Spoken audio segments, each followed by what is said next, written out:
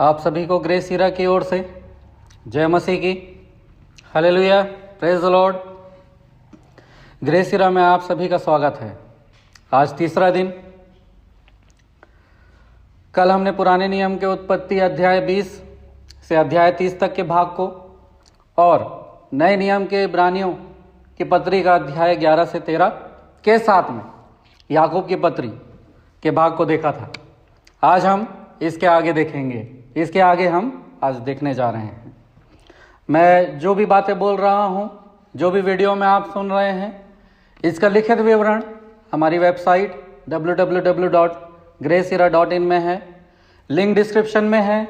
आप चाहें तो लिंक क्लिक करके प्रार्थना पत्र को भी और प्रतिदिन के इस विवरण को भी लिखित रूप में देख सकते हैं। आइए समय न गवाते हुए हम आगे बढ़ते हैं। आज के पुराने नियम के भाग को हम देखते हैं। आज के पुराने नियम में से एक पुस्तक और नए नियम में से आज एक पुस्तक, यानी कि 2 पुस्तकों को हम पढ़ने जा रहे हैं। पुराने नियम के भाग में जो आज हम पढ़ने जा रहे हैं वो है उत्पत्ति की पुस्तक, उसका 34 अध्याय से 48 अध्याय तक। जब हम अध्याय 34 को पढ़ते हैं और 35 को पढ़ते हैं, उसमें हम याकूब को कैसे आशीष मिली उसके विषय में हम पढ़ते हैं।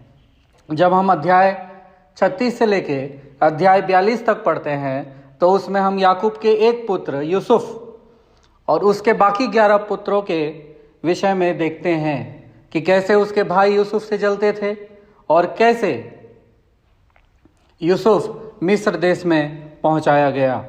उसके बाद जब हम अध्याय 43 को पढ़ते हैं, अध्याय 48 तक, उसमें हम देखते हैं कि यूसुफ मिस्र देश में कैसे एक बड़े पद का अधिकारी हो गया और याकूब का सारा कुल, सारा गोत्र अकाल के कारण यूसुफ के प्रस्ताव रखने से सबको मिस्र देश में जाना पड़ा। इस बात की चर्चा हम देखते हैं। इसी के साथ आज हमने उत्पत्ति के भाग को, आज के पुराने नियम के भाग को हमने समाप्त कर लिया है। आइए नए नियम के भाग में हम आगे बढ़ें।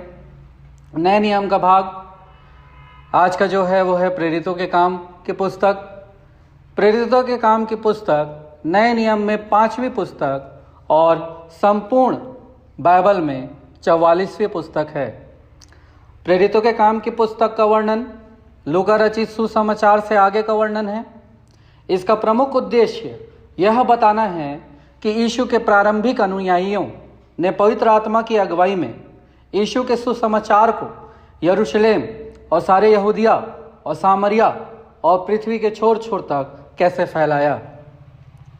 प्रेरितों के काम की पुस्तक को 3 भागों में बांटा जा सकता है, जो निरंतर बढ़ते क्षेत्र को दर्शाता है, जिसमें यीशु मसीह का सुसमाचार प्रचार किया गया और कलीसियाएं स्थापित की गई। पहला भाग यीशु के स्वर्गारोहण के बाद यरूशलेम में मसीही आंदोलन का आरंभ। दूसरा भाग फलस्तीन के अन्य भागों में इसका प्रसार। तीसरा भाग भूमध्य सागर के देशों में रोम तक इसका प्रसार। प्रेरितों के काम की एक महत्वपूर्ण विशेषता है पवित्र आत्मा की क्रियाशीलता।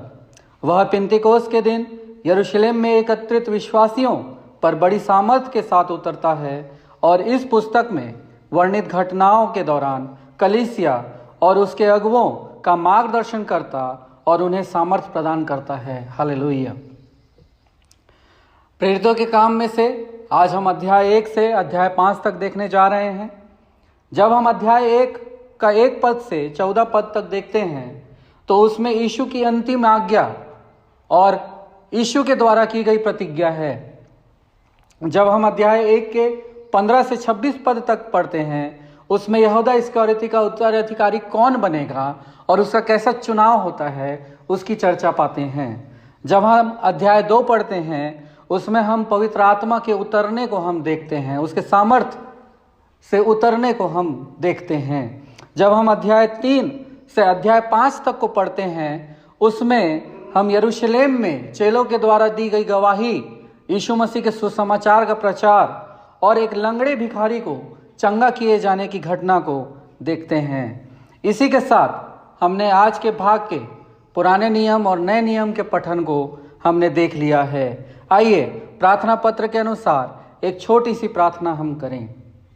पवित्र जीवित सामर्थ्य अनुग्रहकारी परमेश्वर पिता, आपके चरणों के निकट आते हैं प्रभु जी, आपको धन्यवाद देते हैं।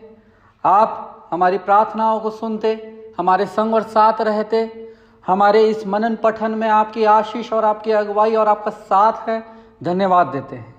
प्रार्थना करते हैं परमेश्वर कलीसिया की आत्मिक जागृति के लिए। Hallelujah, yes Lord. कलीसिया में आत्मिक जागृति आए, लोग आत्मा से भर जाएं प्रभु। प्रार्थना करते हैं परमेश्वर हमारे व्यक्तिगत जीवन में यीशु मसीह केंद्र बिंदु बन जाए। हमारा जीवन यीशु मसीह के केंद्र स्थापित हो जाए प्रभु।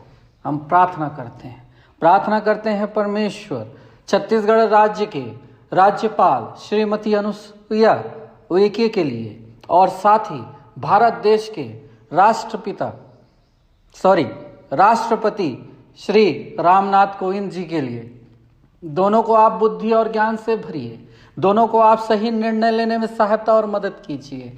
भारत देश और छत्तीसगढ़ राज्य सही रीति से चलाने में सहायता और मदद कीजिए। धन्यवाद प्रभु, आपने हमारी प्रार्थना सुना। यीशु के नाम से मांगते हैं, सुनिए और कबूल कीजिए, आमीन। इसी के साथ हम पठन और मनन में आगे बढ़ें और परमेश्वर के साथ अपने संबंध को और मजबूत करें। कल मिलते हैं आगे के भागों को लेके।